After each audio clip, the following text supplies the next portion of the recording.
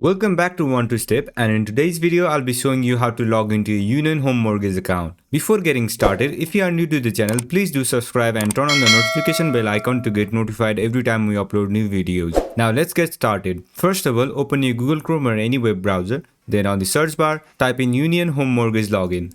Once you press enter, you'll see these kind of results. From this, click on the first link. Then it will take you to this login page. On this page, you'll have to provide your account number or your zip code and your last 4 digits of your social security number. You can enter either of your information. I'll just enter my account number. And if you don't know where is your account number, you can click on this link to know.